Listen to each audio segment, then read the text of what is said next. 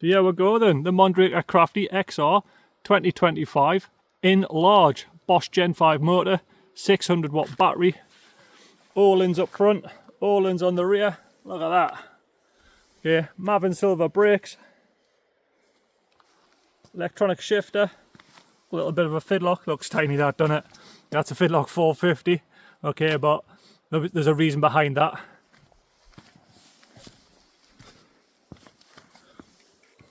Wireless shifter, T-type transmission, okay, gone for the Raceface Atlas downhill pedals, and before I even got a chance to sit on the bike, I INVISIFRAMEd it myself. I do not recommend this. Well, actually, no, wrong. I do recommend doing it yourself once, but after that, yeah, just pay the money and get someone else to do it for you. The bike's an absolute weapon. The colour is unreal. You can't tell right now, but this thing changes colour in the light. It's like a deep bronze orange, then it goes purple, then it changes colour again. I opted, so the frame's actually matte, but I opted for the gloss finish because I thought that would work out better, easier to clean, and it just looks better once it is cleaned. Right, but it is absolutely unreal.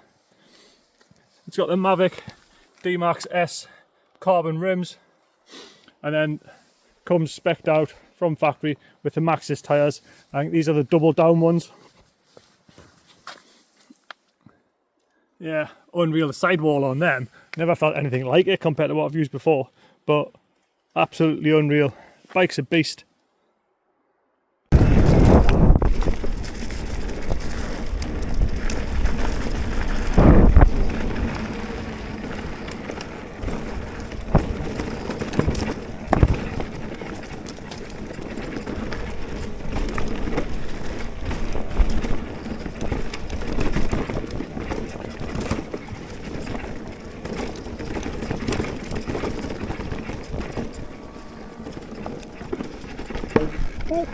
Tell you what, it's a good test track for setting up the suspension. That.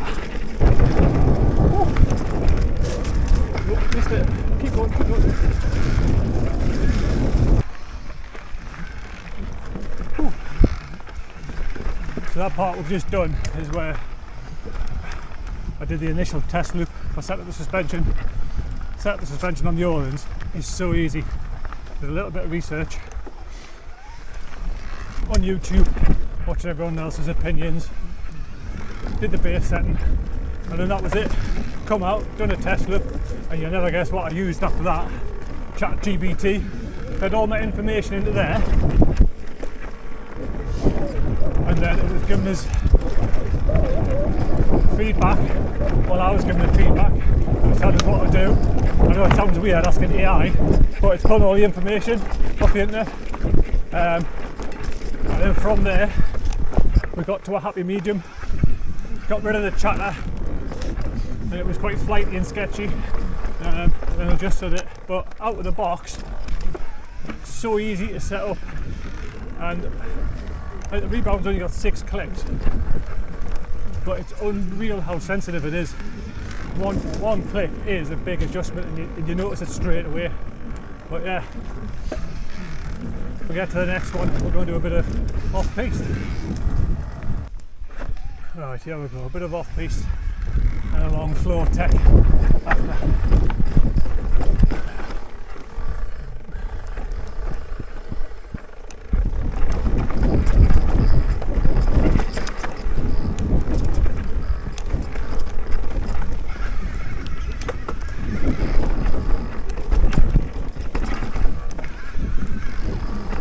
Motor, so responsive. I put it in EMTB Plus, part of the update of the app, and just using that half a crank, get that 2 metre overrun boost, get over features, so you don't have to do a full pedal, and then you can watch for pedal strikes and stuff like this. It's brilliant.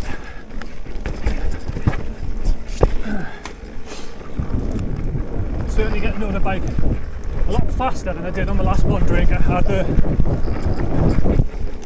Mondraker Dusk RRSE full Fox with Shimano motor. Absolutely brilliant that was, but getting to know this bike so much easier and faster out of the box. I get a bit of fast flow tech. yeah, feedback on the suspension compared to the Fox Kashima I had the X2. That took a while for us to understand it and get the feeling for it. Whereas with these ones, once I've done the correct settings, it's just out of the box brilliance. To be honest, kind of felt them. Getting used to the brakes, the bite point, the contact point on the pads. Yeah.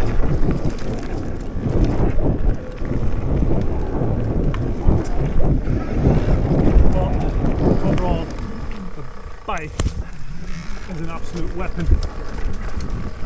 So as mentioned, it's got the 600 battery in it. So I weighed the bike before I put the pedals on and anything else, before I put the tyre sealant in, and it come in at 22.9. Pedals and tyre sealant, it came in at 23.1, which for a full fat e-bike, yeah, 600 battery, but trying to keep the weight down at the same time, it's brilliant and it's noticeable. I've dropped 2 kilos from my last bike to this one, same size, basically same spec.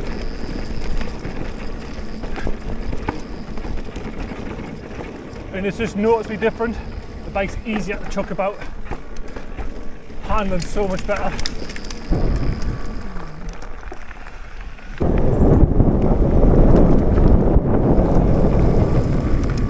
Normally miss this one coming in, but Brian took us down the other day. I recognised it straight away. No problem.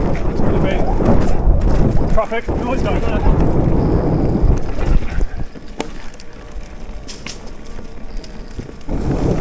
It's got right across down here this time of day. No Strava. It's getting attacked.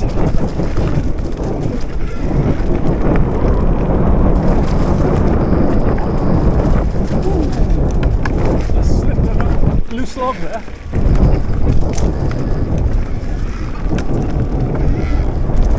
Oh, EMTB Plus is mint. They're little 4.5 cracks. Alright, no worries.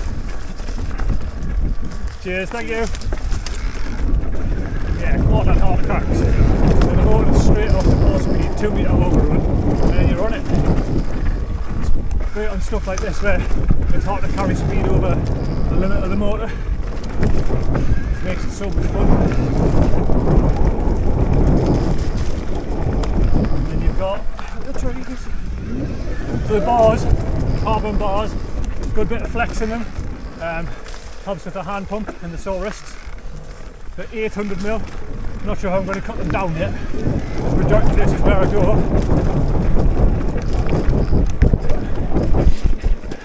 I can thread the needle. Unlike that part just back there, but yeah.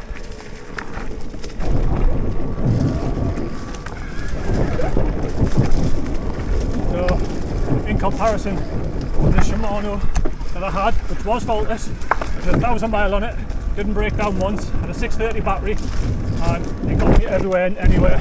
I did a lot of winter riding as well. Much quieter, no clutch rattle, nothing. And I'm sure I used to get a rattle from the battery, like some sort of cable housing, and that was a fixed battery, you couldn't remove the battery. I like this one, but Mondraker's done a fantastic job on this one, and it's just keeping the bike quiet. Paired it with this Gen 5 motor, which, like I say, is more than enough power. 100 Newton meters when you need it, with 750 peak power. Unless you're going for them vertical assaults and you want to get them hill reps in. I can't see the need for 1,000 on the DJI, but it's always nice to have it in the bank. Just flick a switch and go for it, but I'm more than happy and comfortable with what I've got. So in terms of range, with all this power, I've been playing with the modes. The 3 modes I've gone for is Turbo, EMTB Plus and Tour Plus. I've adjusted some of the parameters for assistance for what you can do anyways, but from 100% with experimenting, I've managed 30 mile 50 kilometers, which compared to my Shimano 630 watt-hour battery it was, it's really good. It's reasonable as well. I will do a full range test, but I plan to go to the Lake District on it hit some big mountains, get full use of all the modes, and then put it to its test with a bit of ascent. And we'll see how it gets on. But if anyone's got range anxiety on a 600, just put it at the back of your mind, don't worry about it, because you're out, you're having fun. And yeah, if you need the 800, take the 800, but you're adding on another 900 grams plus whatever else, so your bike could be 24.5 going up to 25. I purposely chose this battery to keep the weight under 23.5 ideally, and it's proven its weight in gold. Alright, we'll see if it can make this as smooth as I did the other day. Oh, it was chaos. Alright.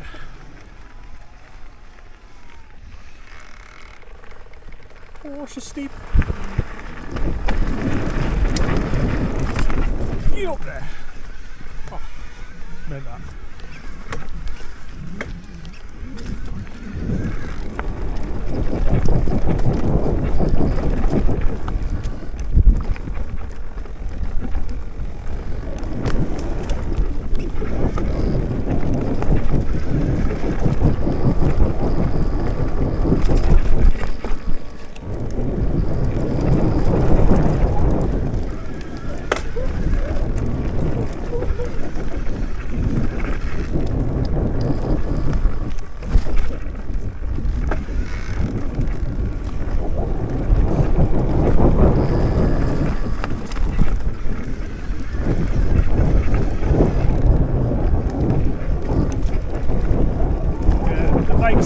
Yet to be tested on all the steep, loam, loose stuff, but for now the test loops I've been doing for the feedback and getting used to the bike needs suffice.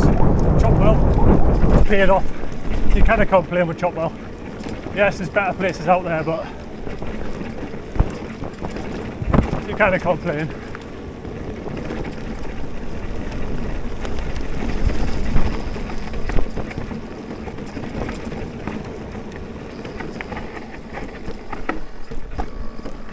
Hey, well, these pedals are brilliant. My feet haven't slipped off them once.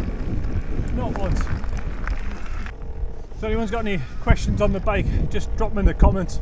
Happy to talk about all things Mondraker and my opinion on the Bosch Gen 5. It's brilliant. I didn't ride Bosch before, so I didn't have to go with the Gen 4. I don't know what it's like. Majority of my bikes have all been Mondraker with Fox suspension. So this, my knowledge around this is good. However, with the Ohlins, oh, but it's missed me turning. With the Ohlins, just learning. So yeah, if you've got any questions, just drop it in the comment and we'll go for it. Actually, it missed me turning as well. This part's brutal in here. The locals like to leave logs across the trails, so you can't ride them. It's okay for them to whack the dogs, let them shite everywhere and not pick it up. Or if they do pick it up, they hang them up like little parcels on the branches for people that admire. It's not ideal, but yeah. Right, I've discovered me one negative with the bike. So, when you first get the bike, you get a month's free subscription with the Flow Plus app. On there, you can lock the bike and it's got Bluetooth capability. It connects to your phone, and when it detects your phone, it unlocks it. As soon as you turn the Bluetooth off, the bike locks and the battery locks. A little bit of a deterrent. However, you've got to keep your phone paired with the bike. And whilst I've been out, it's took 12% off my phone. You can see it, it's on the display as you scroll through. But that's my only niggle with it so far. I think once the subscription runs out, and if it does deactivate that little feature of locking the bike, I won't mind. But that's the only niggle, is if you're out on a long day, you're out on the mountains and you need your phone battery to assist you for your phone calls and stuff like that, just be wary that your phone battery gets chewed through with the Bluetooth being connected permanently. There will be an update to come out once we all log this little niggle. I'm sure we'll work on it in the background, but yeah, that's me niggle. Get this little connection section done. Hopefully there's no dog walkers down there.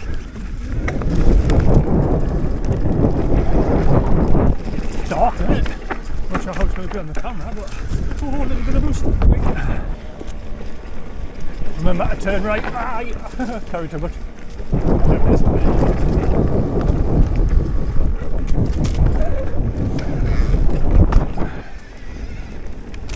Oh, right in the face. Good job wearing glasses. I heard that. Yeah. On the head.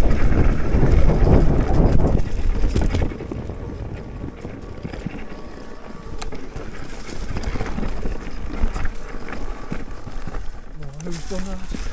Hopefully that was natural. I don't like people like that. Doing traps on trails. Very common in Chopwell.